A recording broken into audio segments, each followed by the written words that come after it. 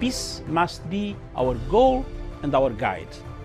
And all that we strive for as a human family, dignity and hope, progress and prosperity, depends on peace. But peace depends on us.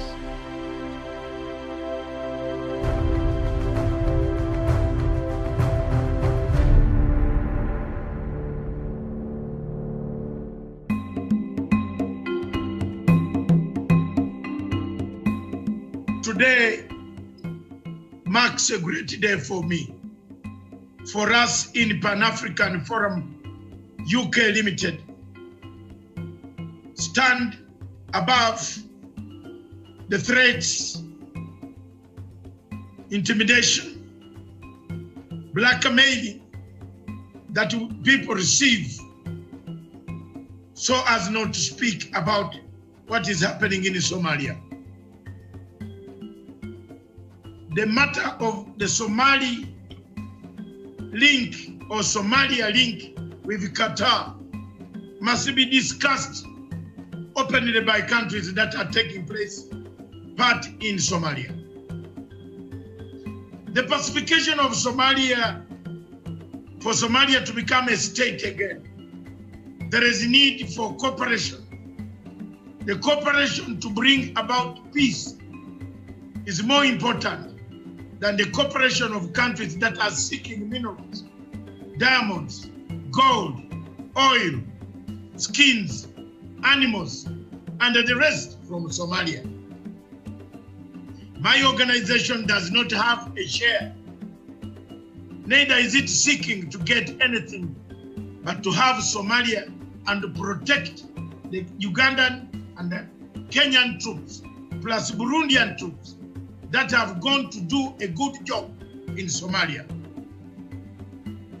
Every time we hear reports of money laundering, some people think it is difficult to find out who has laundered which money, where and how. For us in Pan-African Forum UK Limited, we have networks that have exposed even the ICC before, and we have brought it to its knees for this type of money laundering. Qatar has become the main funder of terrorism in the world. We can now safely agree to the people, the countries, especially those countries like Saudi Arabia, that say Qatar is a terrorist organization. It's not a country. Qatar is funding terrorist activities, coming in as economic saviors of some countries in Africa, while they are sponsoring terror groups that are expanding on the coastal line of the Indian Ocean up to Mozambique.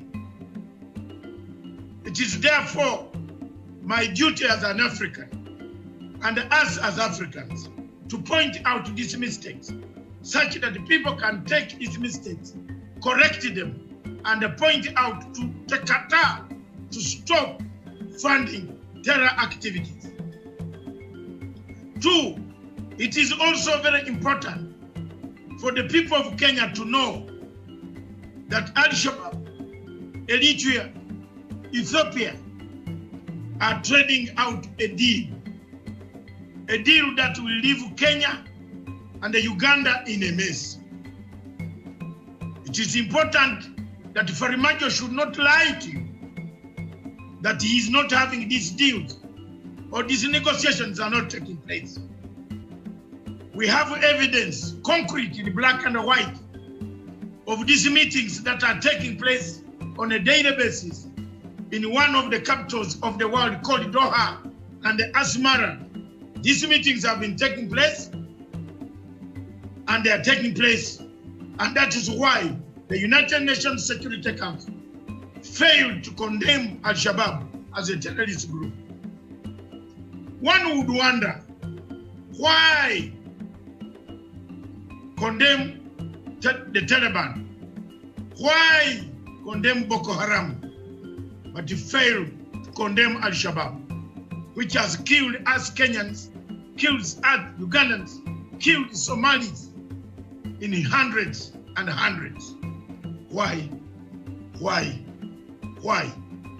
Can a government of Farmajo guarantee our peace? The shooting down of a plane commandeered by Ethiopians who are guarding the ground at the flower, who were told the plane had a humanitarian agency, is very dangerous. There is no diplomacy here. The truth must prevail. Ethiopia should stop engaging itself in activities that are going to create hegemony of the what's hegemony in the region. Thank you very much. God bless all of you. God bless Africa. God bless the Pearl of Africa. God bless Kenya. Keep our troops in Kismayo. Give them strength. Our troops in Mogadishu. Give them strength. We shall, tomorrow or days to come, talk to the owner of the plane that was brought down. We are going to expose all this. We have evidence. It's not local, it is inside. We know what happens and we know what is taking place. Farmajo, Hassan Harriet have become axes of evil. Thank you.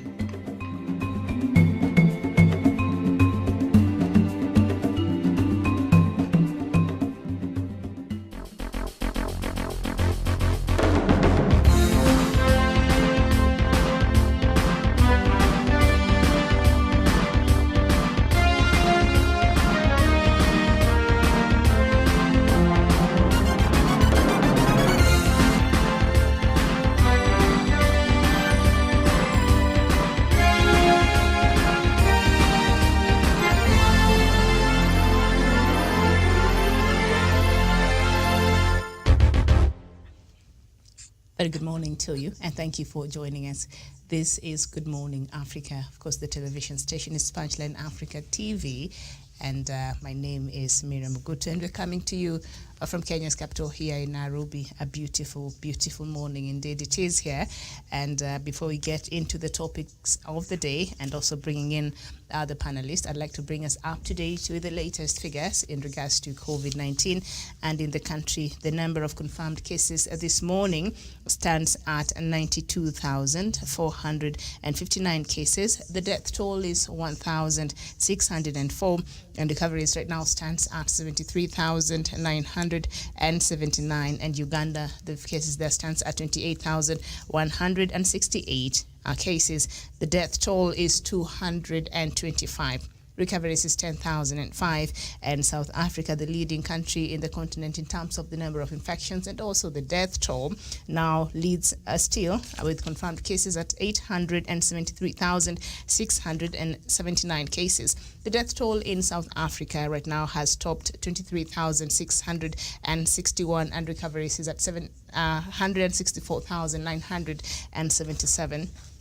And the total cases in Africa this morning standing at 1,812,001 cases, and the number of deaths is 70,915. Recoveries in Africa this morning is 1,407,122, and the global cases, of course, have surpassed 73.8 million cases, and the global deaths have surpassed 1.6 million cases, and the global recoveries have surpassed 51.8 million cases. And so these figures are subject to change since every country across the globe, they keep updating the latest in terms of confirmed cases, recoveries, and also the death toll there. Thank you so much.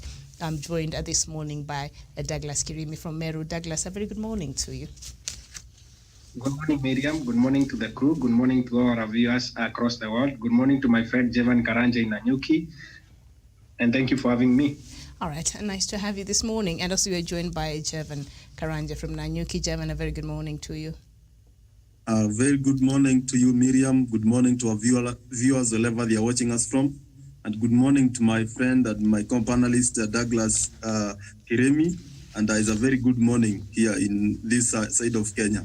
Asante. Oh, so your winter is over. Are you also enjoying the sunlight, the sunshine as we have it here in Nairobi? It's quite beautiful right now. Yeah, it's quite beautiful, and there is a clear sky. It's blue sky, and it's quite a magnificent feelings around this area. All right, as we wait for Christmas, sometimes next week. All right, so let's just get into it. And Today we shall look at our topic of the day. Of course, yesterday our main topic, we were looking at Somalia and how it has severed ties with Kenya. But another move from Kenya, I think, only acted to, put the spanner in the works when Kenya and Somaliland, signed certain agreements. And so we shall look at that, and we shall continue with that conversation from yesterday. But let's just go to the headlines this morning. And on the Standard newspaper, Ruto-Raila rivalry rocks Msambweni, violence and claims of bribery Msambweni by elections as allies of Deputy President and ODM boss face off. A former senator and MP arrested. Handshake politics play out on a polling day. And of course, by now, we know who the winner is. And Douglas, I don't know what your thoughts are in regards to this story. Yes, Miriam? Yeah, what are your thoughts? Because we already know who the winner in Msambweni is. So what do you make of everything that happened and the chaos that erupted there yesterday? The chaos were necessary because the ODM candidate was supposed to lose because of a few things that I'll point out. And also, my friend Javan, maybe you'll agree with me. In Msambweni, when the Secretary General of ODM went ahead and also made those tiras against women, and especially to Aisha Jumo, he went ahead to defranchise the women of Msambweni, especially the Wadigo women who are a major voting factor in Msambweni. And also, Boga was not a very popular candidate, and also the way ODM and treated the former MP Suleiman Dori played out in the whole campaign. And also, I think at the end of the day, ODM was outspent by Faizo and also his people from Tanga. So at the end of the day, ODM has lost. They need to also agree they have lost. But also there were cases of voter bribery. We've seen Rungarunga MP Katibu Moshetani being caught on camera bribing voters in the morning. I wish that will not count in a court of law when they take that case to court, because we want the people of Msambweni to move on. ODM must accept now that they have lost and go back to their strategy, and also maybe plan for future elections, which are about 1 year away, about 18 months, and they can be able to move on and also recapture Msambweni again. All right. I wish Faizo the best. That was a very hard fought battle. Together, I was with the handshake Omar Boga, but now my candidate has lost. I wish Faizo all the best, and also ODM must rethink their strategy in terms of their campaigning and also how they manage the elections. All right, Jevan, as you watched everything unfold, and also during, during the campaign period there in Msambweni, and we see the candidate that perhaps was expected to win, ODM candidate receiving the backing from the ODM leader himself, and even President Uhuru Kenyatta has lost, the elections there. What do you think perhaps this is? Is it a litmus test of especially ODM's influence in the coast? Maybe it's withering. I don't know what is happening there, but also does it speak to what does that mean to ODM moving forward? Because we know the coast province, as much as usually a lot of times Raila Odinga has gotten a lot of votes from there, but we also know coast province usually is a swing vote area there. So what does that mean for ODM moving forward? Yeah, thank you very much, Miriam, for that. A good question. And one thing I would like to condemn as a Kenyan and as a patriot Kenyan is the point of the violence that erupted yesterday from both sides. We cannot say that it was from which side, but the violence that under disruption of voters, bribery, that was uncalled for, because people are supposed to make their decision without being coerced or influenced by money in order to make such a decision. Therefore, that was amounts to voter irregularities, and the IBC and those relevant bodies should rise into occasion and make sure that those kind of things don't occur in future. And those who are culpable should also get to face some charges, because that is interfering with an electoral process that is quite big in this nation, because that is where we get our leaders from. And number two thing is we have an MP, finally the people of Msambweni, they have a member of parliament who they have voted, and they have done it. That is their democratic right. And the majority have won. The independent candidate, Bwana Abdallah Bad, is a new member of parliament. And Miriam, what has played out quite clearly is a kind of politics, and the campaign that were done by Bwana Salim Mvurya, and he has managed to coerce people in a very huge way.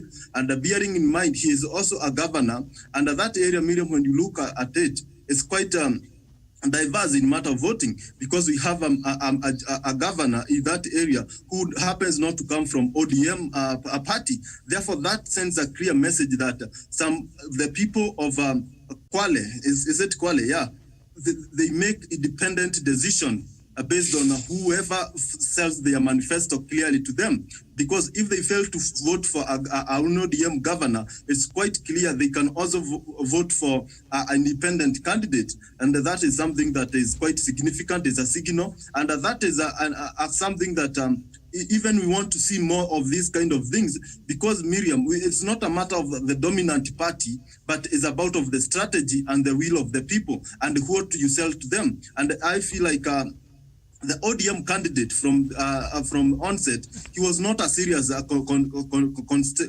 contender, and you could see he was not a popular candidate. And compared to this Abdallah, who has been in the political games for quite a period of time, and the campaign that the ODM did, they thought they underrated the independent candidate, and they thought this was their victory. And the campaign that they did, a shallow campaign, and you see the last days, that is when we saw Governor Njoho and some members coming from Edwin Sifuna, and you see Edwin Sifuna went there to saturate the gains that were made by previous campaigns in that region. Therefore, the ODM, in terms of strategy, they are losing something, and it is high time they look and they figure out on their party structure, especially from the Secretary General coming down there, because it seems there is a disconnection between them and their supporters. They are not, there's some issues that their supporters have moved on, but they have left the party behind. It's high time the party catches up with their supporters.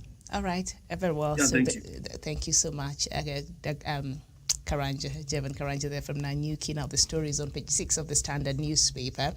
Drama, violence, arrest, bribery, claims and low turnout rocked the Msambweni by-election. And by the way, the turnout was quite low. When you see even the margin by which the winner emerged, there's not a lot of votes there. I think less than 2,000 people voted if you were to go with the numbers there.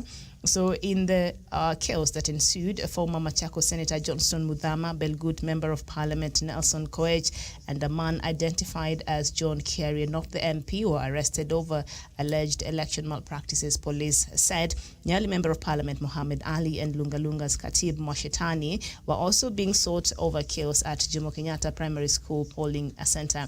Muthama, Koech, Carrier, and another man identified only at Cape Yegon were driven in a police vehicle from Msambweni to Mombasa, about 55 kilometers away, and booked at the Port Police Station. They were grilled by anti-terror police before they were booked. By the time of going to press, they were still in custody. So let's just see how that story will play out. Let's now turn our attention also to another story that we have been following there on page 7 of the Standard newspaper. Sonko loses bid to stop ouster debate today. The impeachment motion against Nairobi Governor Mike Sonko will proceed today after a Nairobi court declined to stop the Senate from holding the debate. Through lawyer Harrison Kinyanjui, Sonko had pleaded with Justice Du Manderi to restrain the Senate from subjecting him to trial over allegations of misconduct. The judge, however, declined the request and said he will issue a substantive ruling on the matter later in the afternoon. The proceedings will start at 9:30 a.m. I think they are about to start in 8 minutes, and while the judge's decision will be delivered at 3 p.m. This means the matter will have been overtaken by events since the governor will have appeared before the Senate to answer to the charges leveled against him by the county assembly. I mean, what do you make of that, Douglas? You see, Sonko has been using every means possible to be able to stop this impeachment. But at the end of the day, the governor for Nairobi, Governor Mike Sonko, the son of Kivanguri, the only thing I can wish him today is that I wish him all the best. Because I'm very adamant on this point, because I know that Sonko has reached the age of diminishing returns in terms of Nairobi county politics. Why do I say so? The allegations against Sonko is something that he cannot be able to get himself out of. Remember yesterday, it was rumored Sonko took a lorry full of evidence to Senate in the afternoon. to be able to defend himself today. But on the other side, Sonko is overtly also trying to scatter that process using the courts. And also we have seen Sonko buying MCAs and also flying them to Mombasa, bringing them alcohol, food, and also women from Tanzania. It is in public domain, Miriam. So Sonko has tried every manner of things, including enticing MCAs, but these MCAs are very tech savvy, and the only technological rigid leader of our time is Mike Sonko. He didn't realize that these people can be able to vote via Zoom. They would one by one sneak to the toilet and vote against him as they chewed his money. But Sonko now has been able to come to terms with his ouster and is going home. At the end of the day, how we want as the people of Nairobi is that Sonko to go home so that we can be able to get services that we are getting. And thank God President Uhuru Kenyatta brought an alternative in the name of NMS. NMS has been able to do an incredible job. NMS has fixed the mess that Sonko created. Where Sonko was stealing from the people of Nairobi, NMS has been able to bring sanity, and also NMS has been able to cover where Sonko has been able to downgrade the city of Nairobi. Every visitor to the city of Nairobi today is afraid to walk on the pathways, on the cabro pavements that the NMS has been able to do. NMS has created hospitals, has built hospitals in the slums. The president said in his speech the other day, these hospitals by January, these hospitals will be opened so that the people of Nairobi can be able to enjoy services and also enjoy services without the patronage of Sonko, who has been roaming around with his own private entity, Sonko Rescue Team. Instead of Sonko Rescue Team, the president has been able to sanitize Nairobi and also make sure that we have a stable government running in the name of NMS. And also, as the people keep talking about the illegality of NMS, the people of Nairobi don't care at this time. What they care is their services are being offered, and also the people of Nairobi are enjoying services. Remember, Miriam, as I conclude on this point on Sonko, as the people talk about the illegality of NMS, the people of Nairobi have been suffering under the rule of law by Sonko. We have not seen any scandal from NMS for less than a year when they have been in operation. But Sonko, within less than 2 years, he stole over 357 million shillings when the rule of law was being applied in Nairobi. So if we suspend that small law in Nairobi and also get NMS to work for the people of Nairobi, at this point in time, the people of Nairobi, especially the slum dwellers, the poor people, don't care about the rule of law. Because when the rule of law was there, Kidero stole from the people of Nairobi. When the rule of law was there, people of Nairobi lost a lot of money from Governor Sonko, who has stolen over 357 million, and we cannot be able to condone such behaviors from Mike Sonko. The only thing I can wish Sonko is that I wish the son of Kivangulio the best as he serves his former prison term and also this new term, because he will be jailed under BPI, because he shall be jailed for stealing over 357 million, Miriam. And as that money is being recouped and taken back to the people of Nairobi, we wish that the NMS boss, General Abdallah Mohamed Badi, can be able to use that money to the betterment of the lives of Nairobians, and also to increase hospitals in Nairobi, increase also the cost of living in Nairobi will improve, because people of Nairobi will also get jobs from NMS. As also we have seen the street children and also street families have been rehabilitated by NMS, Miriam, as I conclude. But for Sonko, on this one, he cannot stop an idea whose time has come. God has come to liberate the people of Nairobi through this impeachment motion. Because if we leave Nairobi Sonko to Sonko for about 1 year again, he is going to steal more than 1 billion shillings from the people of Nairobi. And you know, the majority of people in Nairobi are very poor. But Sonko has no shame stealing from the people of Nairobi. It is in public domain. He stole over 357 million, Miriam, and he is going to prison. All right, very well. Thank you, Douglas. We're also joined by Kidi Mwaga. Kidi, good morning. Good morning, Miriam. Good morning, our viewers in East Africa and around the world. It's nice showing up again. All right, yes, and nice to have you on the show. So you'll just jump on into the conversation, because you were looking at Sonko, and of course he went to court to challenge his impeachment motion that right now is in the Nairobi County Assembly there. So during the proceedings, Sonko had pleaded with Justice Ndumanderi to restrain the Senate from subjecting him to trial over allegations of misconduct. The judge, however, declined the request and said he will issue a substantive ruling on the matter later today in the afternoon. But here's the problem. The proceedings of impeaching Sonko in the Senate will start at 9:30 a.m. Perhaps it has started right now, or will be starting in about 2 minutes or so, while the judge's decision will be delivered at 3 p.m. So obviously it would have been overtaken by events there. I don't want to say the judge was was intentional in putting that time. Maybe the courts were busy and that was the time that was available. But also, Sonko, he argued that the governor will not face a fair trial. His lawyer argued that the governor will not face a fair trial because he was never given the evidence that MCAs relied on to impeach him on December 3rd. But lawyers for the County Assembly, Milimo Mudhomi and Duncan Okaj, said the motion to impeach Sonko is properly before the Senate and that the court should not interfere with the legal process provided for in the Constitution. The lawyers said the Employment and Labor Relations Court, where Sonko filed his suit, has no jurisdiction to determine a dispute that does not involve an employer and an employee. So, of course, you will tell me if the argument there by the County Assembly lawyers is true. But also, his lawyer saying that he has not he was never given the evidence that the MCAs relied on to impeach him on December. I think that is the same thing that the Senate Speaker Lusaka was reading the same. Is that not the evidence? The grounds by which the MCAs in Nairobi wants to impeach Sonko. So is his lawyer, honest on this one, or in court you just need the evidence? Thank you, Miriam, for permitting me to, respond to that question. Well, one, there is something called abuse of the court process. And it is something that I see Sonko keen to engage in part not because he wants to save his skin, not because he thinks that he is innocent, but because he thinks that he can use the court process to delay an idea whose time has come. Impeaching Sonko is long overdue. One, filing the matter before the employment court in itself tells you that Sonko does not have a good case, because the Employment and Labor Relations Court restricts itself issues of labor relations. About impeaching Sonko, at best, Sonko would have filed a constitutional appeal on the grounds that his constitutional rights have been violated, that he has not been accorded fair hearing or such. But running to an employment court is in itself an indication that he does not have a good case. Secondly, the fact that the MCAs, Sonko is just not being a decent man.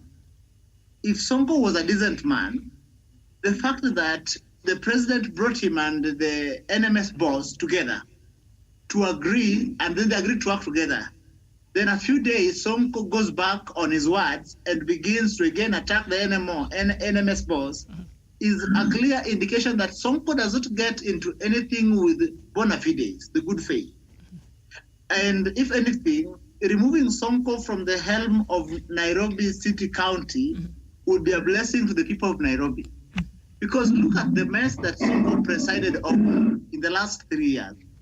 So that when NMS boss came in under 1 year, we have seen this magic transformation. And Majabari didn't have to reinvent the wheel, not at all. So in Sonko going to court, it is an attempt to abuse the court process, because impeaching him, if he feels that he was not served with the evidence that the MCAs were relying on, he will have his time before the floor of the Senate to indicate that he was not served. So going to court is one, preemptive, premature, and an abuse of court process, in my estimation.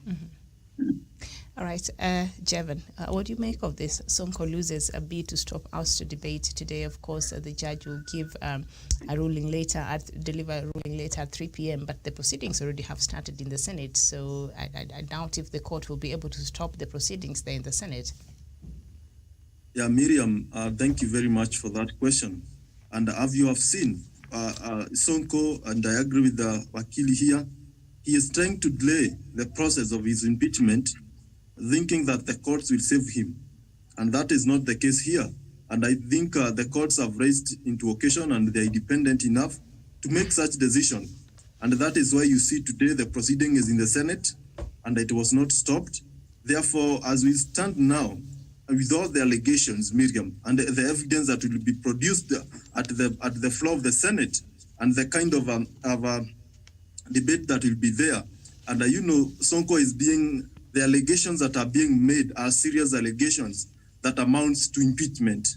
And we saw when Governor Waititu, the former governor for Kiambu, had similar allegations and serious criminal offenses in terms of scoffing public resources. He also faced the same kind of process.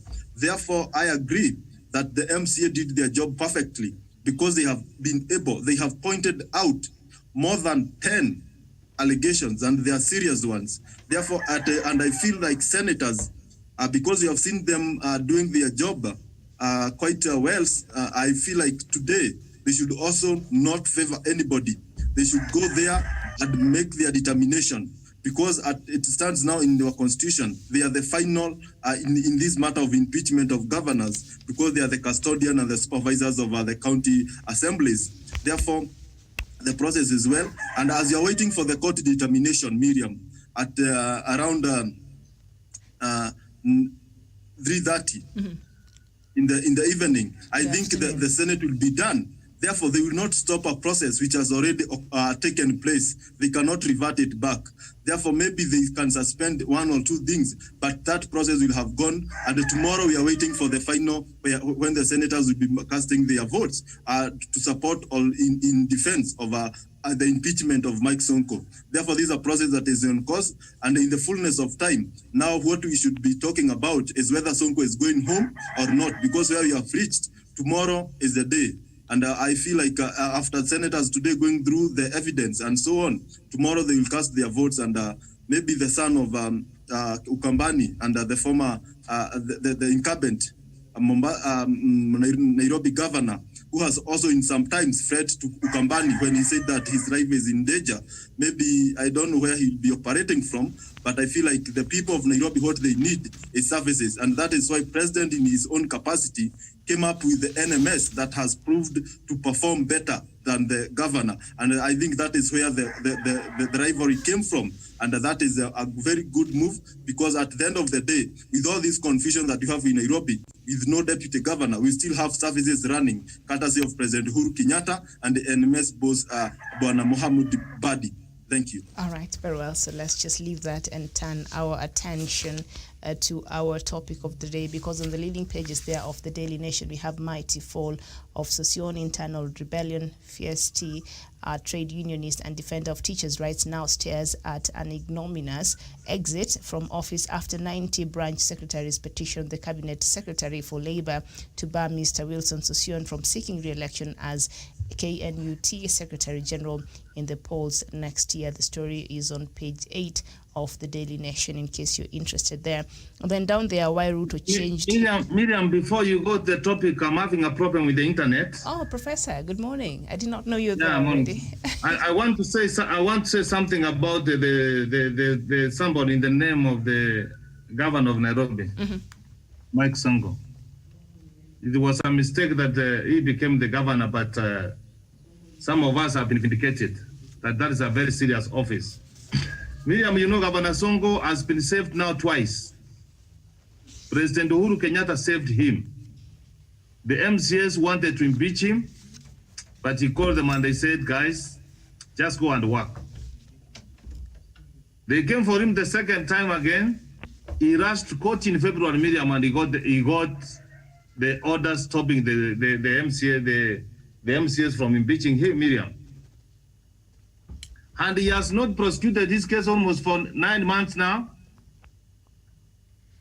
How do you want to be helped, Miriam? The people of Nairobi want services, Miriam. And the way Wakili was trying to say that he filed this case even in a court, which is not supposed to have been filed, he could have gone to the High Court. So be it as it may, Miriam. And I like the way the impeachment of the governor takes place, Miriam. When they want to impeach you, they just invite you to appear before the assembly and thrust all the allegations which they are saying about you. He was invited, he relied an order of February. Did the order given being indefinite that you cannot be worked on? This is that amount to abuse of the court process. When you go to court, you tell the court, I'm having a case, get a date, let the case be heard and determined. So Miriam, if the MCS could have not gone ahead, he could have enjoyed all those orders until he goes home. Then again now, if the members of the county assembly makes a mistake, Miriam, he is also having an opportunity to appear before the Senate. And if the Senate makes a mistake, Miriam, then he has got the opportunity again to go to High Court for redress. So from where I sit, I know the Senate is having serious guys. I hope the politics of Tangatanga and Kereweke does not go place there. They listen and they protect the counties because that is their duty. But for one of the ground, Miriam having admitted himself that he was drunk when he was signing the transfer of of factions to the national government, Miriam, that is a very serious offense. And we'll be watching how the MPs will try, the senators will try to help him. An employee, drunk, during hours of work, and then you come and frustrate all the factions you have transferred. Let us watch, and I hope the proceedings have started. Let us go through so that we can also be able to have an opportunity to watch. And if anything, I think Nairobi residents are his employer because they're the ones who elected him there as the governor. So I don't know who is representing us there at Labour and Relations Court there. But anyway, let's leave that and see how it will play out. Of course, the proceedings, I'm assuming, have started. They're supposed to be starting there at 9:30 in the Senate floor there. So let's get into our topic of the day. We talked about it yesterday, so let's just continue with it. And on the Star newspaper there, the headlines says severed ties, Kenya, Somalia row triggers fears of terror attacks. And the story is on page 4 and 5 of the Star newspaper. And on the Daily Nation, it has been the way they have captured that story, geopolitics, Kenya, Somalia tear apart. Nairobi shrugs off sulking Farmajo. I don't know if Farmajo will be very happy, like, the way the Daily Nation there is describing him, his sulking. Now, Kenyans in Mandera reported a massing of Somalia National Army troops at the common border hours after Mogadishu announced that it had cut ties with Somalia. This is even as President Uhuru Kenyatta appeared to take a hard-line stance on the matter by announcing plans to open a consulate in Hargeisa and the capital of the breakaway region of Somaliland. Attention was high in Mandera town as residents yesterday reported sighting Somalia National Army troops and technical vehicles taking strategic positions at border point 3. I didn't even know Somalia had enough army that they could send in the border. Well, they don't have enough to fight, Al-Shabaab inside their country. It's a bit confusing for me. But this turn of events, yes, Douglas, what do you make of it? Miriam, there's no way they cannot have the army to come and threaten us at the border when AMISOM and our own KDF is inside Somalia fighting KDF. They have not the technology, they have no equipment to be able to counter KDF. The only they have is a small army. I read a research paper that said they have a small army that they cannot be able to sustain throughout the country. So it's a small army that they're using at the border to threaten us and threaten our peace as a country. One thing in this ensuing threats from Somalia that Kenya should not drag themselves into is the big brother syndrome that Kenya has already placed itself in such a pedestal. We cannot be able to now come and also place our own armies and also technical teams on the Mandera border. It's a porous border. Of course, we have the armies that are supposed to be there, but we cannot now retaliate and also show them our own mighty. Our own mighty is seen as far as Kisimayu. We went, when Operation Rida Inchi came about, we went as far as Kisimayu. We went there and we are keeping peace in Somalia. We are keeping their lives safe. We are keeping their people safe. What we cannot do now is that the small show of mighty they did at the border, we cannot go there. As a country, we are above the fort. We are above that. We cannot be able to do that. And again, remember, Kenya is touted as one of the region's prefect. It is the region's gateway. If you want to do anything, you come to Nairobi. Farmajo has a house in Ravington and another one in South Sea where he gives orders about Kenya. In Ravington is where they have their cabinet offices. This is where they fork orders from our own borders. This is where they run their government. Farmajo lives in Nairobi. Top government officials live in Nairobi. We cannot do that. If we do that, that means we will go even across the offices and also chase away Farmajo to go to Mogadishu. and you know what will happen when he's in Mogadishu. So Miriam, at this point in time, whatever they are trying to do is they are trying to shake us, but as a country, we cannot be shaken. They have tried this before, but the small army that they have kept at the border to scare away Kenya. Kenya is a republic, is a sovereign state, and Kenya is above the fold. And remember, Miriam, when all our neighbors are fighting, Kenya is never at war. What we did is that we went to protect the sovereignty and also our integrity as a nation. When our porous border was threatened, we went to keep our nation safe and also our people safe. And remember, Miriam, also, we cannot be threatened with the wake of terrorist attacks because Somalia severed their links with us. Remember, we are keeping their country safe. If Kenya today, through President Uhuru Kenyatta, who is a very influential Pan-African president, tries today to put out our troops in Somalia, I change my tact. Whatever I said before that we need to put out our troops from Somalia, we will put that country at a greater risk. What Farmajo is doing today kicks over dying horse, and we believe that in the next election he will be removed. Because Miriam, at this point in time, we cannot leave Somalia alone. We have gone as far as keeping the country safe. We cannot remove our troops now. And one thing, Miriam, we cannot be able to do now is to retaliate to the small act they have done. So they can afford the army to come to our border to threaten us because millions, thousands of our armies and also AMISOM forces and also American forces are in Somalia keeping the country safe. So they can afford to come and do the gimmicks they are doing at our border in Mandela. And Douglas, what I've heard you say is you've taken off from the stance you took yesterday about Kenya pulling out, the soldiers then. Yeah? Yes, I have substantiated that because Miriam. That is a good thing. I have substantiated that. Okay. Because Miriam, at this point in time, we cannot afford to abandon Somalia because we have invested so much in that country. And again, we cannot let Farmajo and his axis of evil continue terrorizing the people of Somalia and also their neighbors. Very well. So now, hours after Mogadishu announced it was cutting diplomatic ties with Nairobi, Kenya declared unwavering commitment to deepen cordial bilateral ties with Somaliland, a region of Somalia that has declared self-independence since 1991, but which no other African nation has endorsed as an independent state, even though it is routinely treated as one. A State House dispatch after Monday meeting between President Uhuru Kenyatta and President Bihi said Nairobi will open consulate in Hargeisa, joining Ethiopia and Djibouti. So Ethiopia and Djibouti already have a consulate in Hargeisa, but when Nairobi wants to do it, that's a problem. And Ethiopia and Djibouti are allies to Somalia. I don't get that. Now, the two leaders agreed to the following timelines for implementation of a number of activities, as said a statement from the Foreign Affairs Ministry in Kenya, adding Kenya to open its consulate in Hargeisa by end of March 2021. Somaliland will also upgrade its liaison office in Nairobi within the same time frame. And then Kenya Airways will also commence direct flights to Hargeisa by March 2021. And senior Somaliland government officials will by March 2021 be allowed to travel on Somali travel documents to Kenya and get visas on arrival. Jevon.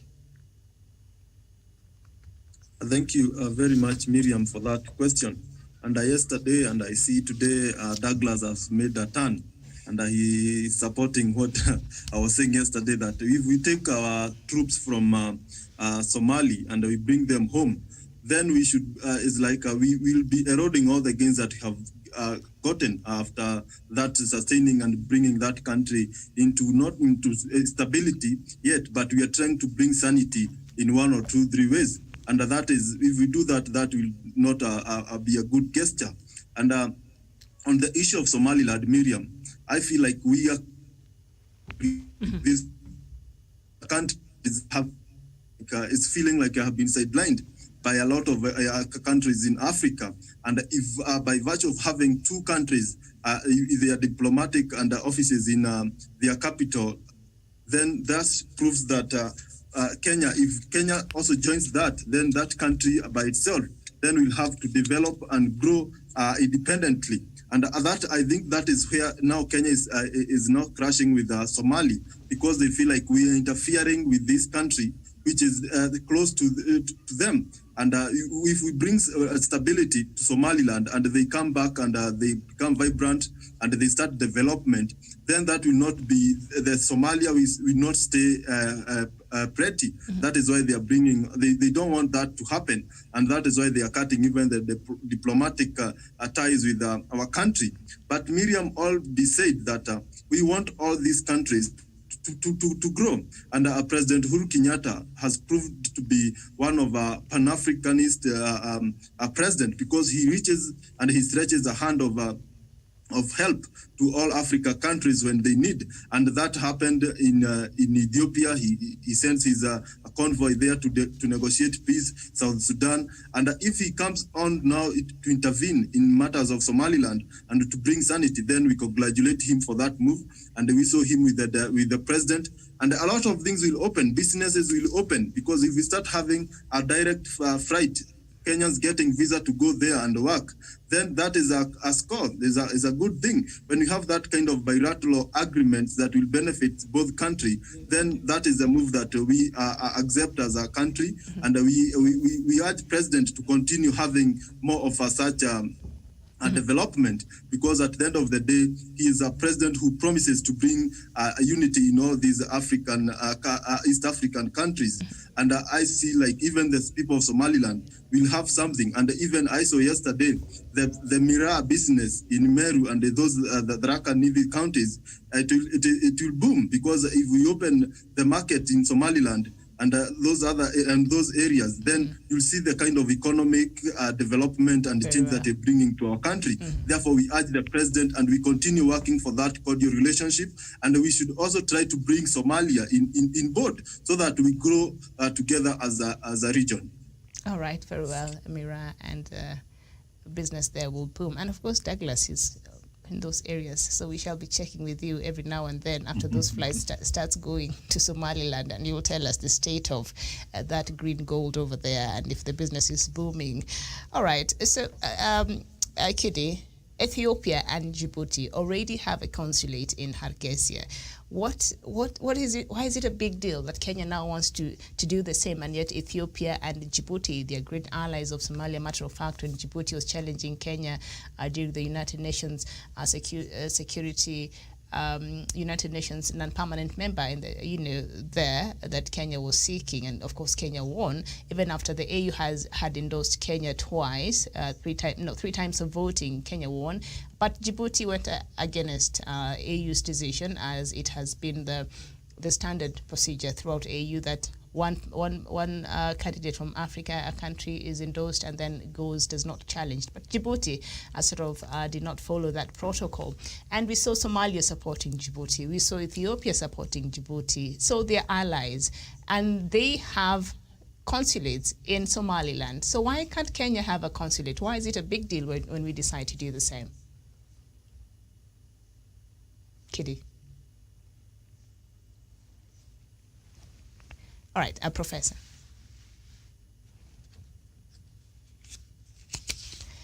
Professor. Sorry. All right, go ahead. Okay, thank you. We are still learning technology. This is a new phenomenon. It's okay. Well, I'm saying that part of the problem between Somalia and Kenya is because of the person who has ended up as the president of Somalia. Mr. Farmajo has demonstrated that he does not possess the backbone of integrity that we had anticipated that he would possess in helping Somalia transition from a country that is volatile, as it is right now, or as it has been since the fall of Siad Barre, back into a country that is stable, that is able to push back the extremists, that is able to do to the people of Somalia what a government ordinarily should be doing with its people. So that when Somalia claims stake of Kenya's oil blocks, claiming that that is part of Somalia, it is part of what you call expansionist policy, whose intent is to flare up the relations between Kenya and Somalia. And then the question is, why would he pursue such a strategy, right? Mm-hmm. Kenya has for a long time been the prefect of East Africa. Eastern and Central Africa. That part of why Kenya has been stable is that Kenya has helped stabilize countries like Angola, countries like Mozambique, and the countries in Southern and Central Africa. So there are powers that are beyond Mr. Farmajo who are trying to push Mr. Farmajo to act abrasively and belligerently as it is doing towards Kenya, hoping that Kenya would respond with the same belligerence. Now back to your question, that why is it a big deal that Kenya, when Kenya wants to open a consulate in Jubaland, that there is in Somaliland, because we also have Jubaland and Somaliland, yes. In Somaliland, yes. Then there is this furore from Somalia. The answer is, we've been stretched in Somalia trying to help people, Somalia stabilize by fighting their wars. Us opening a consulate in Jubaland, Somaliland. Yes, sorry. It's okay. Yes, in Somaliland means that now our strategy is to ensure that we create a buffer zone, right, between Somalia and us through Somaliland, and ensure that instead of investing all these monies we are investing in Somalia, can invest these monies and troops in Somaliland, so that then Somaliland acts as a buffer zone between us and the terrorist-infested Somalia. And that way, it means that part of the monies we are expending without realizing its ROI, we shall now invest that money internally and be able to take off faster and leave them struggling with their own problems. Thank you. All right, very well. So the story there, as I said, is on the Daily Nation, page 7. And part of it says the two deals alongside agreement to cooperate against Al-Shabaab terror group looked like a slap in the face of Somalia. Though it insists Somaliland is part of its territory, Somalis cannot obtain visas on arrival in Kenya. They have to apply them in Mogadishu. So now that they've closed our embassy there, I don't know how Somalis will be coming into Kenya. So now they have to apply for them in Mogadishu and wait for a response before traveling to Kenya. That Somaliland travel documents were being recognized in Nairobi meant Kenya was willing to shift attention to Hargeisa and engage with Somaliland more than Somalia, which has since recalled its diplomats. So, citizens of Somaliland will be able to come and apply their visa once they arrive here in Kenya. But citizens from Somalia, the country, must apply from Somalia and get a response so that they're able to travel. So now that President Farmajo has severed ties with Kenya, that means the residents of Somali will not be able to come here in the country. I'm not sure, but yet the relationship between Somaliland and Somalia had been troubled since 1960s. Yesterday at 1 a.m., Somalia announced it was cutting ties with Kenya after it hosted Mr. Bihi, which is not the first time Mr. Bihi has been in this country, which it saw as an affront on its sovereignty. It also signaled President Mohamed Farmajo's disregard of the diplomatic rule book of engagement with Kenya after Information Minister Osman Dube made the announcement while Nairobi was asleep. You're not supposed to do that. Nairobi has to be awake for you to say things like that. Do you not understand? So by morning, Kenyan officials said they had received no formal communication of the severance, but admitted they were waking up to a new way of relating with Somalia away from the usual diplomatic channels. We will ignore. It is a game he is trying to play, but we won't, said an official speaking on the background to avoid commenting ahead of the official response. So I think that was an official from Kenya saying, we will ignore. It's a game that President Farmajo is trying to play, and we're not going to fall into it. And later, government spokesman Cyrus Oguna told journalists Kenya will seek to restore diplomatic ties rather than seek revenge. So Kenya seems to have taken what you would call a high road here, Professor, but at the same time, throwing the spanner to the works by strengthening the ties between Somaliland, which obviously will upset even Farmajo even further. Miriam, very interesting. We are neighbors. and you decide to build a big perimeter wall so that I don't see what happens in your house, in your compound, or in your land. What do, Miriam? I turn to the neighbor who is not hostile to me. I have said, and I want to repeat again, Miriam, very unfortunate that this is happening, but we will continue being neighbors. Will he take that one away? Will Kenya take that one away? We will still continue being neighbors. And the Kenyan people and the Somali people, we share a lot. There are some clans who are in Somalia, and there are some clans who are in Kenya. They are relatives across the border. It is like the case of Samia, the Samia of Kenya and the Samia of Uganda. Muda was a vice president here, and his brother was acting as a president in the other side, and they remain brothers, Miriam. What do I want to say? I have given a recommendation before. What happened to Soviet Union must happen to Somalia for the stability of the region. If there is peace in Jubaland, there is peace in Somaliland, Miriam, why can't Jubaland continue moving on with their lives and Somalia move on with their lives? And those who want to live in Anak, they live in Anak.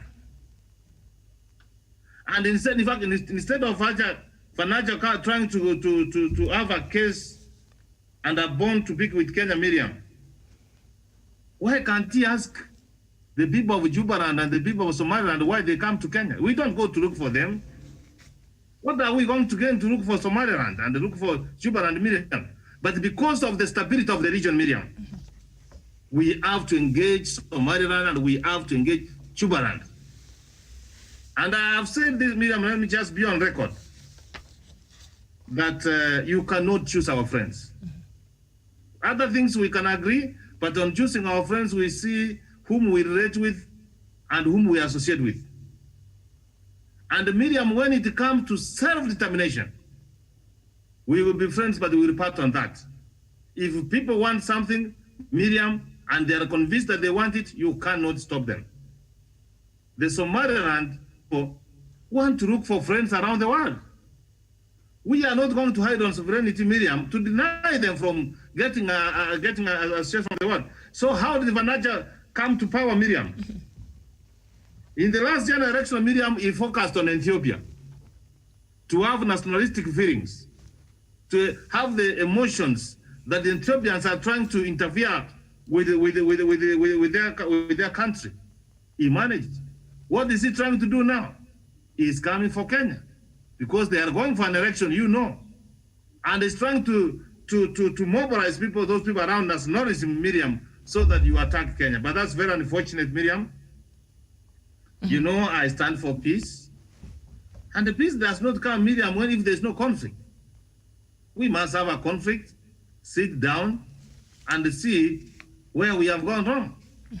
Yesterday we were discussing, he has reported the case to HIGAD. He has reported the case to African Union. We will sit down, Miriam, he will present this case, Kenya will present these positions, and I hope there are men and women of wisdom who will say that Kenya, you are interfering, or they will tell Somalia, you have no case at all. We need not to react, Miriam, to Somalia. I have said that, oh, we call our military, we have to. The Kenyan Defense Forces, Miriam, will stay in Somalia so long as our peace and security is guaranteed. Somalia is a fair state. You cannot start fighting with Somalia. Who will lose? We will lose. We have invested so much.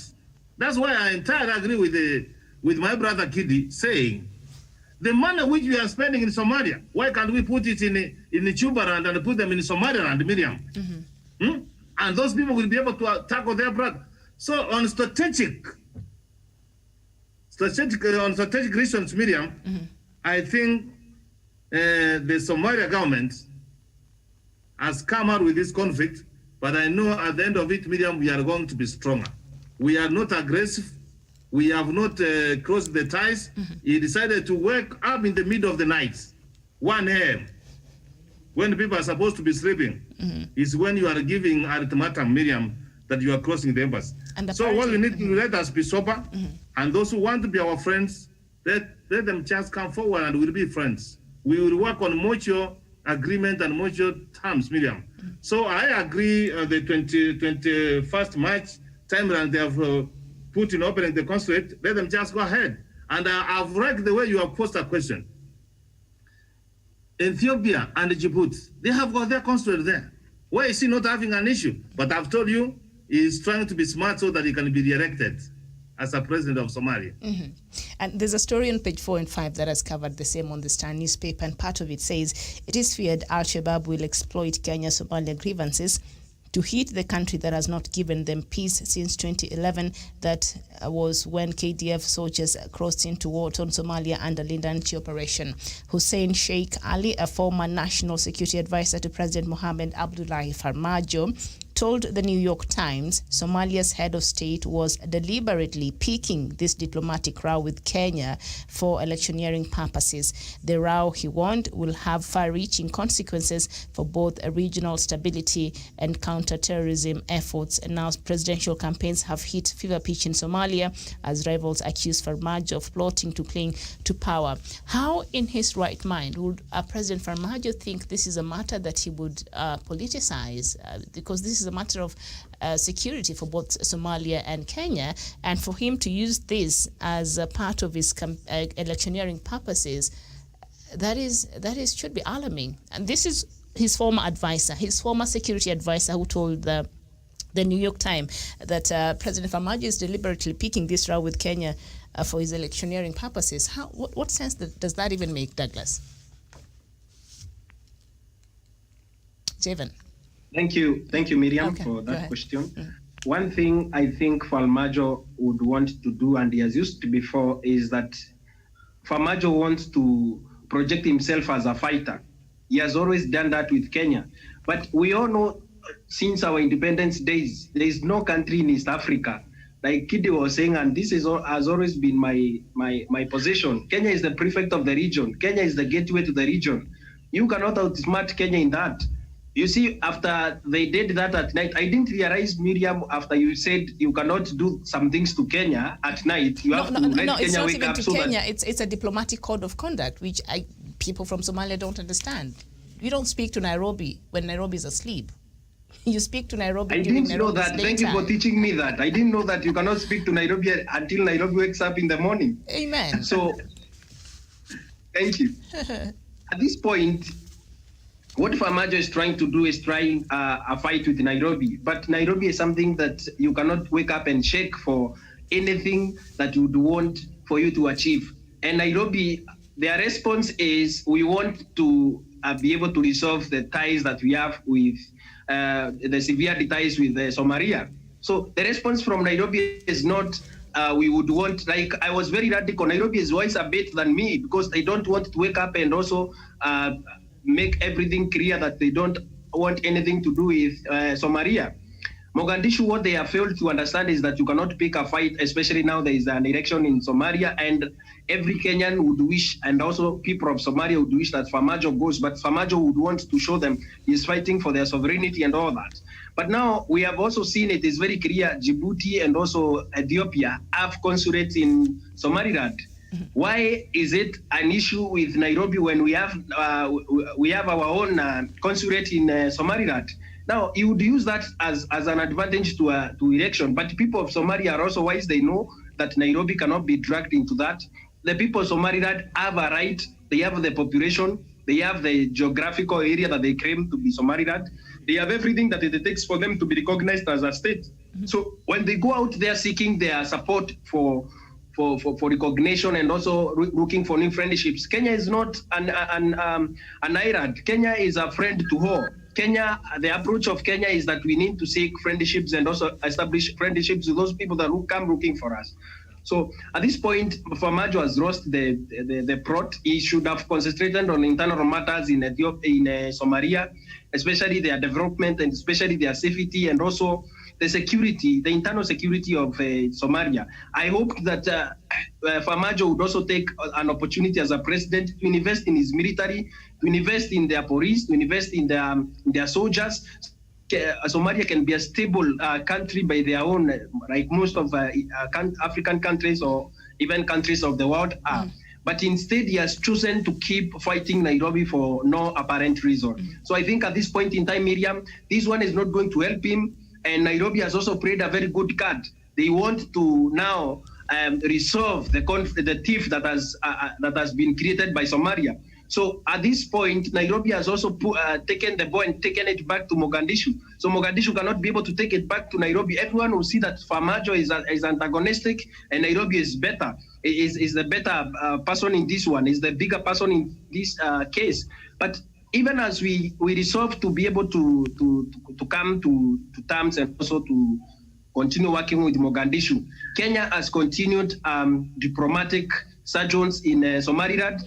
By 21st of March, we shall have a consulate in Somaliland, and that plays well in our hands. The Farmajo plays into our hands because we cannot be able to abandon our new project now, which is continue with it. Even as we continue with it, Farmajo is also being roasted because now Kenya is not going to retaliate the way Farmajo thought. Farmajo sent troops yesterday. The expected Nairobi will wake up in the morning and also send the troops to Mandera. That is not going to happen.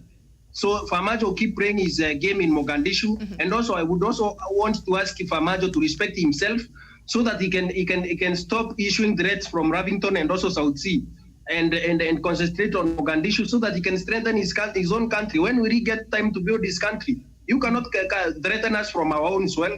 He can as well go to Mogadishu so that he can be able to threaten us from Mogadishu. Okay. He cannot be issuing us with threats from Ravington and South Sea, Miriam. Okay. So as I conclude on this point, Farmajo has roasted. The election is coming. He is going to lose. The people of Somalia have seen now who is Farmajo himself, and they know he is the axis of evil. And I wish him all the best as he goes home this coming election, Miriam. Okay, so there is an opinion piece here that has been written by former member of Lagdera, member of Parliament of Lagdera, Farah Maalim, and also he's a former deputy speaker of the Kenyan Parliament there, and he has very interesting thoughts here. I'll just read a bit of it, page 5 of the Star newspaper. And he says, Kenya, biggest loser in Somalia diplomatic tiff. We stand to lose everything in this diplomatic row with Somalia. Somalia has been a cash cow for Kenya all these years, providing employment for our young people. Kenya is the destination of choice for Somalis. Many invest in our country, literally growing our economy. But we kept chasing them away and playing with their dignity, territorial integrity, and sovereignty. How can you as a country meddle in their internal affairs? Imagine the Somalian president supporting one of the Kenyan governors, yet we have the audacity and arrogance to call for a breakaway in another country. The whole world, the international community, is going to side with Somalia. Somalia has just severed diplomatic ties with Kenya, and next it will announce it is closing its airspace to Kenya. Planes to Somalia generate revenue for this country. The Mira sector has suffered. Meru County is at standstill. Douglas, please confirm that for us. Apparently, Meru County is at standstill. This is according to Farah Maalim, because its main cash crop cannot be exported to Somalia. Somalia is likely to order the Kenya Defense Forces to get out, and arguing that soldiers no longer play a productive role. This situation is a godsend to the current president of Somalia. He will mobilize a nation by presenting himself as the only man courageous enough to stand up for their dignity, sovereignty, and territorial integrity. The people we have hosted in Nairobi are very unpopular on the ground, those who came with President Bihi. People do not want to secede. This is why Ethiopia has changed tack, kneeling down before Somalia and saying, forgive us for what we have done to you all these years. We are going to respect and never destabilize you further. So apparently that is what Ethiopia have done, has gone to Somalia and asked for forgiveness. A translation there from Farah Mari, the former member of Parliament of Lagdera. Chevan, what do you make of this opinion piece? Yes. Yeah, thank you very much. And you asked the question, and that was why might the Farmajo be using these territorial and these diplomatic ties with Kenya for his campaign? And I feel like maybe that is one thing, when you mobilize people with that thing that is close to them. When you talk of the issue of Somalia and its instability, and you point out that some countries are the ones that are destabilizing the country, and when you be re-elected, you'll deal with them, and you give such kind of signals, then you send a message to your voters. But Miriam, I think in the situation in the ground, as we say here in Kenya, a vertical ground is different. Yesterday, we were talking of a pro-opposition, a protest. And you see, this shows that there's something that the people of Somali, they are losing touch with Framajo because of the way he is dealing with issues. And this sends a clear signal that it reaches a time when people get tired. You can intimidate them, you can misuse them, but you mistreat them. But it reaches a time when they wake up and they raise and say no. And we expect Somali to follow that route, and they have also given the signals. And from leading what the former member of parliament, Farim, is saying there, that the former deputy speaker, Farah Salama, yeah, he is making a lot of points, and he is also talking of the diplomatic links and saying that Kenyans is likely to lose because of the business. Miriam, we have been not having those mirrors going to Somali for a quite period of time. But the economy in Meru is still in touch. Therefore, you should not tell Kenyans that the economy is in standstill. No, there's other markets. Somali being the largest market, then people have sorted other means to get new markets. And we have seen Mira being exported to other parts of this country and other outside countries. Therefore, that one, I disagree that the economy of Meru is on standstill, barely because of Somalia. And you should also not try to see as Kenyans is benefiting a lot from Somali and the terms of job creation. We are benefiting much mutually. This is a cordial kind of a relationship. Therefore, he should not point us, the Kenyans are gaining a lot from Somalia. We are gaining equally, and to a point, Somalia are the one who are gaining more. Because when we go there and we try to bring sanity, we try to create, and they have good governance that will ensure they have development. That is a benefit, because you have not seen the Somali coming here to settle our issues, because as a country, we are much far ahead in terms of development and how we do our governance issues here. Therefore, in the issue of jobs that is saying that have been created, we have Kenyans who work in Somali and we have Somalis who work in Kenya, and that happens across the country. Therefore, he should not sympathize with his friends from this country, but we should also develop that kind of relationship that will benefit both countries, and that is what Kenya is seeking to do. Because when you have our troops there are trying to protect the people and the innocent people of Somali from being terrorized by the Al-Shabaabs, and the Al-Shabaabs coming to Kenya to terrorize us, then that is what we want to build. And that is exactly what the president of Kenya is doing. And that is why he maintains of having the KDF in Somalia. Therefore, we benefit and equally. And Somalia, the big beneficiary of the relationship that they have with Kenya. And the issue of the territory, and the Indian Ocean. This is something that is still ongoing. We will settle. One day we'll have a conclusion. And when we saw the kind of evidence that the kind of case that we had in International Criminal Court, and him saying that the foreign countries will side with Somali. Then we see, and yesterday we said, there are a lot of external interferences with how Somalia is carrying its duties. Maybe Somalia is being used by those countries to bring all these kind of dramas that we are seeing now. Therefore, unless Somalia now starts thinking on its own and start relying on those external forces, then I think that is time they will be able to settle on amicable solutions on this problem that affects them. Okay. Very well. So, yes, and I'll come to you. Let me just go to Kitty first. I'll come to you, Douglas. Or maybe you want to confirm to us if the economy... I want to give us more rejoinder in a minute. Is the economy at a standstill? Because... Miriam, at this point in time, one thing that we need to understand about the Northeastern leaders, these are leaders that have connections in Somalia, and also there are people who are being paid to go on media and also talk about the issue in Meru and everywhere in the country, and also Somalia is benefiting Kenya. Why are they not going back to their country and building their own country? Kenyans are building their country, Tanzanians are building their country. the readers from Northeastern who are also having connections in Somalia and Mogadishu cannot keep Kenya at ransom with this issue of job creation and all that. We have seen Somalians, the people of Somalia have come to Nairobi, and this country have also given created jobs for Kenyans and also themselves. But this issue of every time when this issue of Somalia is mentioned, they keep mentioning Miraa and all that. Yes, it is true that they used to buy Miraa and they stopped buying Miraa, and Meru has not stopped. The economy of Meru is strong. The governor of Meru is still at the helm. We, the people, can continue, and we have other markets, including Somaliland. We have other markets that have opened for us. And also, Miriam, remember, these people who are doing the fighting for Somalia every time in our national TV and also newspapers, especially Farah Marim and also some leaders former MP for Mandera, not MP, Senator.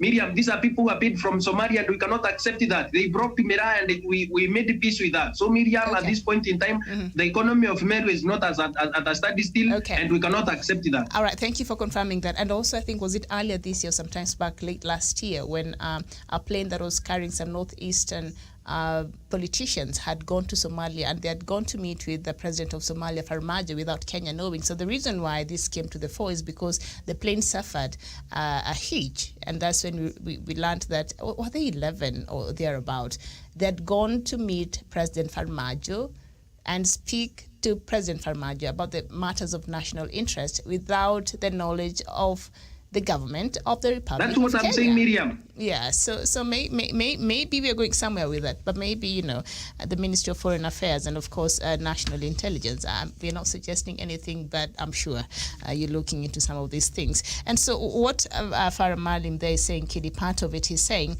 that how can you as a country meddle in the internal affairs? Imagine the Somalia president supporting one of the Kenyan governors, yet we have the audacity and arrogance to call for a breakaway in another county. First of all, President Bihi is not, we cannot equate him to a governor.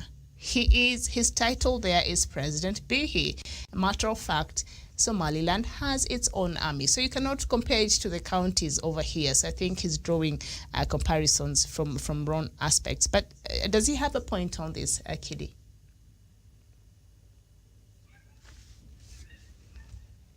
Professor? It's okay. Go ahead. It's unmute yourself, Kidi. Okay. I don't know why today I get it wrong with my computer, but then we learn every day. Paul, but as Farah Palim has a point there, but he's comparing, he's saying, what if we could have a Somali's president, Farmajo, interfering or talking to one of our governors here and supporting one of the Kenyan governors here, and I don't know, does our counties equate to the federal states there in Somalia? Because I think it's different.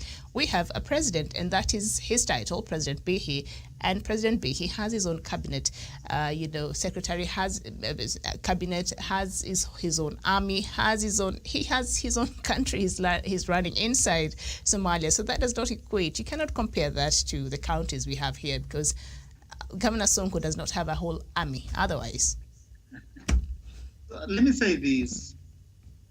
I think Farah Malim is being disingenuous.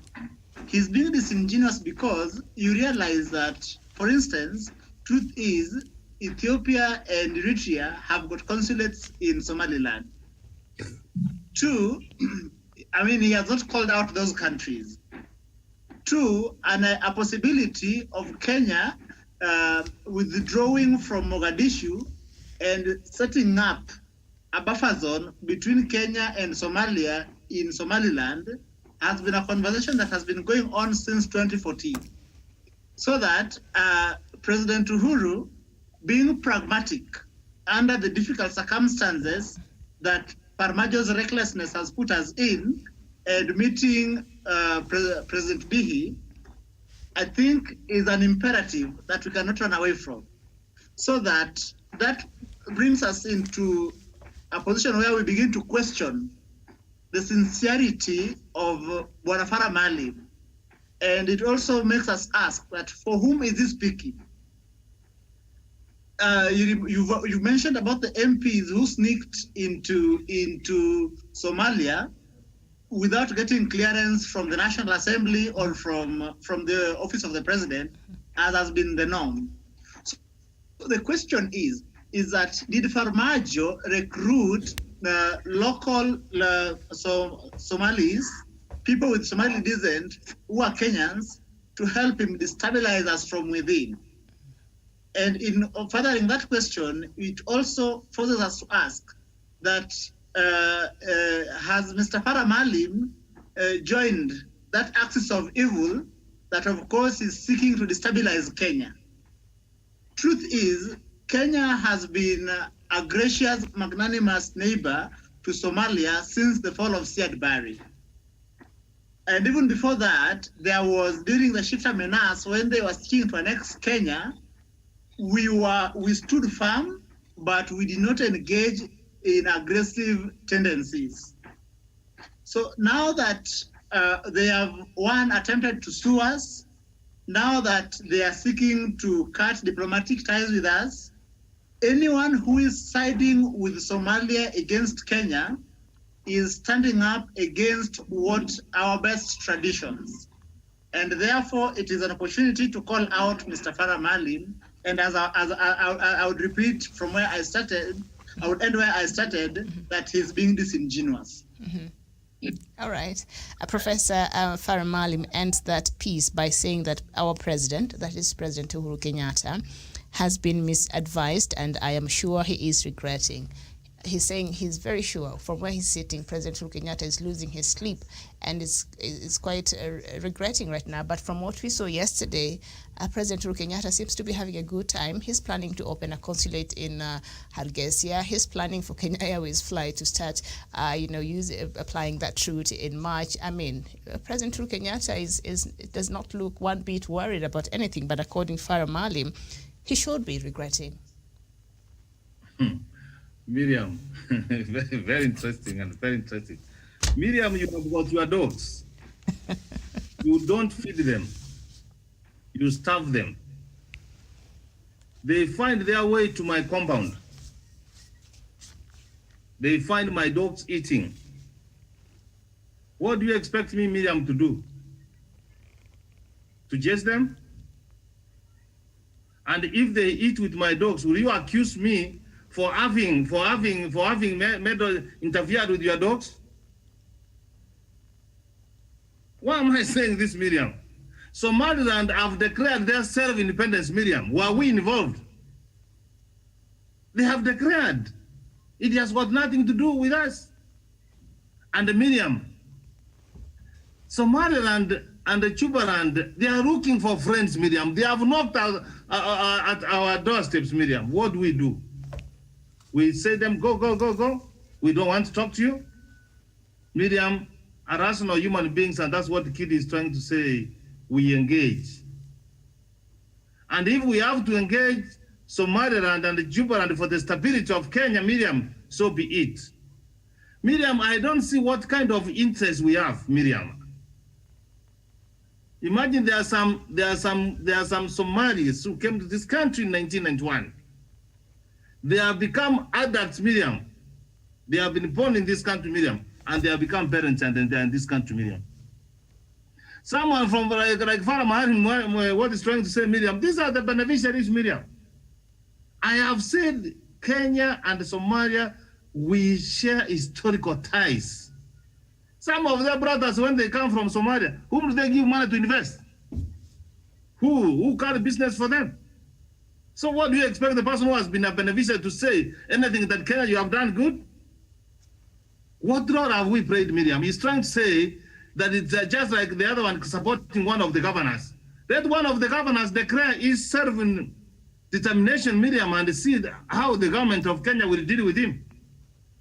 And if the government of Kenya stops to deal from that governor who wants to declare his county self-independent, Miriam, that is a story for another day. What I want to tell you, Miriam, and you have raised a very fundamental issue. Eritrea have got a constant office in Somaliland. Ethiopia has got one. So when Kenya engages them to have one, then we interfere. With them, they don't interfere. What kind of logic and reasoning and rationale is that, Miriam? What I want to say that what he's trying to do is saying that Miriam is trying to create a motion so that it can be re-elected back into office, Miriam. Remember, the Somali government is talking about was created here in Kenya, Miriam. They were sitting at the Grand Regents Hotel, Miriam. Mm-hmm. We gave them an office here, Miriam. We facilitated for them. Their president was, the first president, Miriam, was operating from here in Kenya. Mm-hmm. Is that the...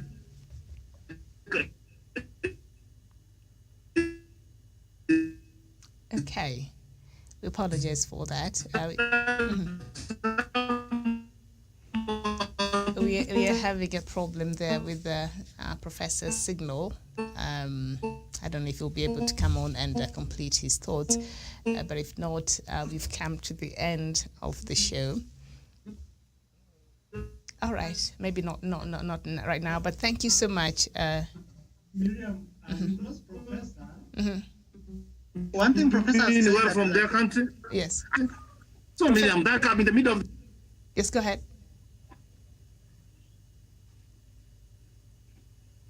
Okay, Kitty, you wanted to add something before we conclude? Yes, Professor said something profound. Mm-hmm. That, I mean, he has questioned the people are saying that President Uhuru Kenyatta was misinformed. People who are saying this, that President Uhuru Kenyatta was misinformed, are people who are even struggling to win a constituency seat in a constituency in northern Kenya. We know that there is a politics of clanism and nationalism that is rampant over there. Mm-hmm. And I would say that part of what could be informing the mediocrity that we are seeing from Farah Maalim is that he's desperate for re-election. So he's therefore wants to play into the emotions of the local politics of folks up there of Kenya versus of being in Kenya or being in Somalia to get re-elected. But one thing I think we are clear on is that I think Mr. Farah Maalim is speaking for forces that are not for Kenya, that are not pro-Kenya, that are not in Kenya. Mm. If they're in Kenya, then they're in Kenya to stabilize Kenya from within. Thank you. And in the law, I think there's something there that that is quite, could be a very serious offense there according to the Kenyan constitution. But hey. And Miriam, I don't know, are you yes, going to get yes. me? We had a problem with the signal, but you can complete your thoughts so that we Let me just finish this one. Let me say, the people who decides who becomes the president of Somalia, it is here in Nairobi. Mm. You just get, he has washed things for himself, Miriam. They are the people who said in Nairobi, you wake up one morning and you say they cannot go there and they cannot do that. The president of Somalia has shot himself on the foot. Mm-hmm. But what we want to do, as I've said, Miriam, it is not too late. We can still continue to engage. Mm-hmm. A peaceful Somalia and a stable Somalia is good for them and it's good for us. Okay. Miriam, we have suffered for the last 29 years, Miriam, in record, to ensure that Somalia is safe. Even when their government was being formed here, Miriam, it was being financed by the government of Kenya, Miriam. You know that. Mm-hmm. And as we speak now, Miriam, where are our soldiers? The defense forces are in Somalia. Where was African Union? African Union came after we have dismantled we have dismantled the Al-Shabaab. So Miriam, the world is not going to sit and watch what the president of Somalia is going to do, and that's why I entirely agree with Douglas that Kenya, because of our strategic reasons, Miriam, I'm sure the Norway, Qatar, and Turkey, with the interest they have on the resources, is not going to engage and stabilize the region, Miriam. Mm-hmm. We want stability in this region. You lose Kenya in this region, Miriam. There's no world in the eastern parts of Africa. Mm-hmm. That's how serious it is. But Let us continue engaging. Let us engage. Let us involve. Let us inform. What we are trying to do, we are informing each other. And I wish that you get Farah Muharim so that we'll be able to engage. But what I know here is there are clans of Somalia in Kenya, and they are in Somalia. They are brothers and sisters, Miriam. Mm-hmm. So Farah Muharim, Miriam, is at the end of the day, he must be able to be nationalistic, Miriam. Mm-hmm. You must stand for your country. We are at war. You cannot blame the president for the Republic of Kenya when he is meaning well for the region, Miriam. Mm-hmm. All right. Very well. Thank you so much there. So, of course, as I said there earlier, yesterday, a government spokesman, retired Colonel Cyrus Oguna, said the government will not follow the same route taken by Somalia, adding that Kenya will set up a team to seek diplomatic solution. We are a higher nation. We cannot do the same thing Somalia has done. If we do it, it will look like revenge. Hence, we will let the IGAD and COMESA take control of it, Oguna said. Underline and underscore the word, we are a higher nation. And I agree, we cannot go down there and start fighting Miriam, Somalia. Yes, I have to conclude the show now. As we conclude on that, Miriam. Just 30 seconds, please. Thank you that today you have agreed with me, Kidi has agreed with me, Professor has agreed with me. When did I that not Kenya agree is a higher nation? Yeah. And one thing we cannot be able to do now is that we cannot allow those leaders from Northeastern who are funded from Mogadishu to come and destabilize our country. All those pieces you have heard Kidi say very well and very clearly. All those pieces of newspaper you see them write very fluently are funded by blood money from Mogadishu, and we cannot be able to go to that level. Okay. And as far as we are concerned as a nation, we are a higher nation. All right, Jevan, I think it will all be right for me to give you a last word because everybody seems to have had 3 last words there. Do you have anything you want to add on that before we conclude? Jevan. Mute. Yeah, thank you very much. Yes. And I agree. And yesterday when I said that Kenya is a big brother, and today Douglas come up via breathing that he is in agreement. Therefore, as we continue making our country better, is a good feeling that other countries are aspiring to be where we are, aspiring to do things the way we do them, and that is a very good thing. And we have seen the reforms that we made in 1992, some of the reforms that some countries in Africa are doing right now, and we encourage them to do better, to improve their democracy, and to have good elections. Although as a country we are working on that, let them also emulate the good things that we have done as a nation, so that they can reach where we are. And we continue having good relationship with other countries, and that is how we grow our region as East African country. Okay. Thank you. Thank you. And you've mentioned there Somalia to try to improve on even its elections. And I will remind you that Somalia electoral commissioners there were being trained by Ugandan electoral commissioners on how to carry out a free and fair election. Yeah. We'll see you at 11 and we shall look at our topic of the day under BBI. DP Ruto seems to have taken a U-turn on the BBI, so we'll see what is the latest on that. Thank you so much for watching. I don't know why Douglas finds that to be funny. The first time I read that, I was like, am I reading the wrong thing? What is really happening? It was amusing, but... By the way, Ugandan Electoral Commission can be able to train them very well. It is not that they don't know, and hear this. There are some people who know what to do, yes, but they ignore, they choose to do the wrong things. In fact, do you remember the Kivuitu who did 2002 elections in Kenya? Yes. Is the same one who did in 2007? Mm-hmm. So we're going to give Ugandan Electoral Commission a benefit of that. All right. All right. No, they are experts. If there's the expertise they are giving. One of the things you know, it is Baba Museveni has refused to go home. It has got nothing to do with the Electoral Commission, Miriam. Okay. So Douglas, it is possible that the Ugandan Electoral Commission can train the Somalia Electoral Commission on how to conduct a free and fair election, as we are expecting to see there in January, of course in our dreams. Thank you so much. We shall see you here at 11 a.m.